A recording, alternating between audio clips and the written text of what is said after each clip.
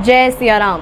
सब सुख लहे तुम्हारी सरना, तुम रक्षक कहो को डरना। सच ही कहा है किसी ने कि जब भी हम किसी भी संकट में फंसते हैं तो हनुमान जी हमारी सहायता करने अवश्य आते हैं। चाहे थोड़ी देर से ही क्यों ना करें, लेकिन अवश्य हमें वो अपने संकटों से दूर करते हैं और बचाते हैं। कई लोग जब हनुमान जी की भक्ति करते हैं तो वो ये सोचते हैं कि अभी तक मुझे कोई फल नहीं मिला, इसका मतलब हनुमान जी मेरी सुन नहीं रहे या फिर वो मेरी सहायता करने के लिए आना नहीं चाहते। तो ऐसा कुछ भी नहीं है। भगवान एक उचित समय ढूंढ रहे होते हैं जिस समय में वो आपकी सहायता कर सके। एक काफ़ी प्रचलित प्रसंग है जो कि बाबा श्री नीप करोड़ी जी का ही है, और ये एक महिला भक्त के साथ हुआ जो कि काफ़ी अविश्वसनीय है और काफ़ी चमत्कारिक है। तो ये जो प्रसंग है ये एक महिला भक्त का है। इनका नाम है श्रीमती सावित्री जी, जो कि मेरठ की रहने वाली है, बेगमपुल की।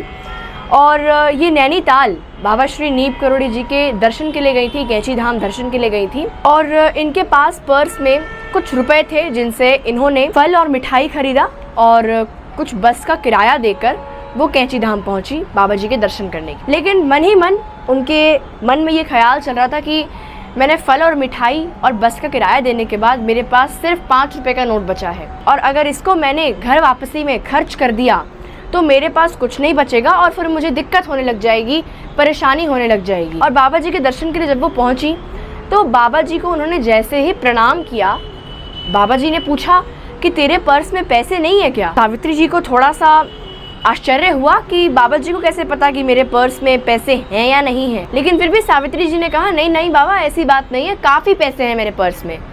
लेकिन बाबा जी तो अंतर्यामी, वो तो समझ गए कि सावित्री जी झूठ बोल रही हैं, उनके पर्स में पैसे नहीं हैं और उन्हें पैसों की तंगी चल रही है। और जितने पैसे थे उनके पास उन्होंने उससे मेरे लिए फल और मिठाइयाँ खरीद ली। बाबा जी ने वापस से सावित्री जी से पूछा कि अगर तेरे पास पैसे नहीं हैं तो मांग ले।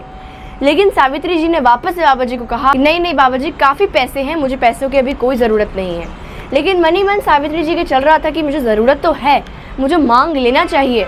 लेकिन अब वो क्या ही कर सकती थी, रिस्पेक्टफुली उन्होंने नहीं मांगा। और बाबा जी को प्रणाम वगैरह कर कर उनसे उनका हाल चाल पूछ कर वो वापस से 5 रुपये जो उनके पास बचे थे वो बस का किराया देकर वापस से मेरठ आ गई। फिर वो काफ़ी परेशान हो गई कि अब तो मेरे पास पैसे नहीं बचे हैं, अब क्या होगा।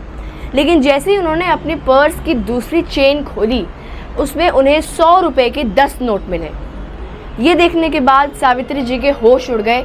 वो आश्चर्यचकित रह गई कि ये 1000 रुपये कहाँ से आए, और वो समझ गई कि ये बाबा जी की अलौकिक लीला है, ये बाबा जी के चमत्कार है। बाबा जी समझ गए थे कि सावित्री जी के पास पैसे नहीं हैं, पर्याप्त पैसे नहीं हैं और उनको पैसों की तंगी है, जिस वजह से बाबा जी ने अपनी ये अलौकिक लीला उन महिला भक्त के साथ की। और ये काफ़ी चमत्कारिक अनुभव है, क्योंकि अगर हम हनुमान जी से अपने संकटों को ना भी कहें तो भी हनुमान जी समझ जाते हैं कि हमें किस प्रकार की संकट है और हमें उस संकट से उन्हें कैसे उबारना है, वो भी उन्हें पता है।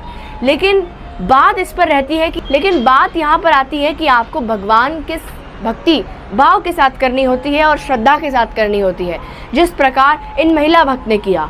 तो अगर आप हनुमान जी की भक्ति भाव के साथ करते हैं, श्रद्धा के साथ करते हैं, तो ये 100%, 101% गारंटी है कि हनुमान जी आपको आपके हर संकटों से दूर करेंगे। जय सिया राम।